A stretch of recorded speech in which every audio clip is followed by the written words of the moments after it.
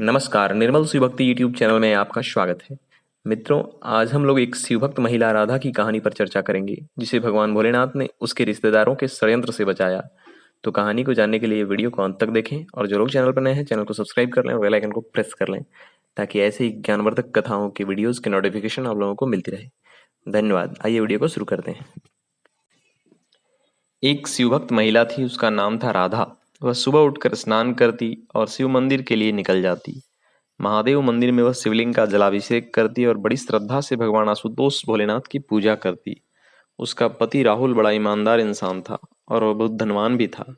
दोनों पति पत्नी एक दूसरे से बहुत प्रेम भी करते थे, परंतु उनके जीवन में एक बड़ा दुख यह था कि शादी के कई साल गुजर जाने के बाद भी राधा की गोद सूनी थी। ईश्वर ने उन्हें अब तक संतान सुख से वंचित रखा था। राधा को पूरा विश्वास था कि एक दिन भोलेनाथ उस पर अवश्य कृपा करेंगे और एक दिन उसके आंगन में भी किलकारियां गूंजेंगी। वे दोनों पति पत्नी अक्सर गरीबों की मदद भी किया करते थे। एक दिन राधा को सिर में भारीपन महसूस हो रहा था। तभी उसका सिर चकराया और वह गिरकर बेहोश हो गई। राहुल को बड़ी चिंता हुई। वह फौरन राधा को अस्पताल ले गया।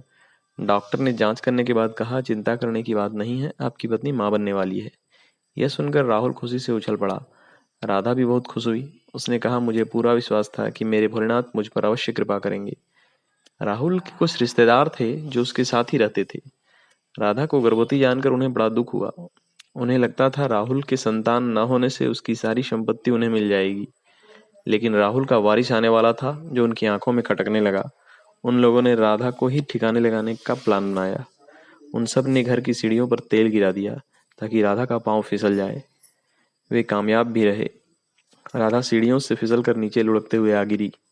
उसे बहुत चोट भी आई, परंतु भोलेनाथ की कृपा से होने वाले बच्चे को कोई नुकसान नहीं हुआ। राधा जल्द ही स्वस्थ होकर अस्पताल से घर आ गई।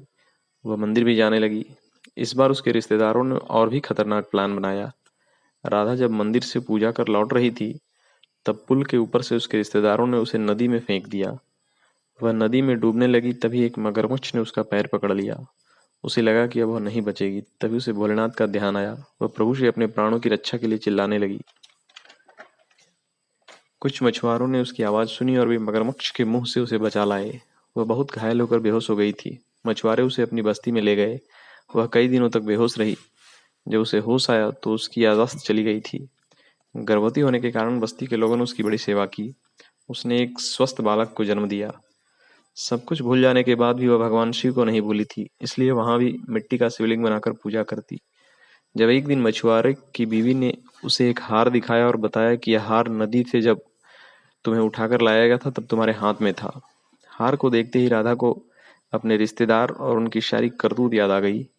वह पुलिस लेकर अपने घर पहुंची, जहां उसका पति बहुत दुखी होकर अपने दिन काट रहा था। राधा को देखते ही राहुल की आंखें भर आई। फिर राधा ने सारी बात बताई। पुलिस उसके रिश्तेदारों को गिरफ्तार कर अपने साथ ले गई। महादेव की कृपा ने राधा की जिंदगी के सारे गणित को दुरुस्त कर दिया। ओम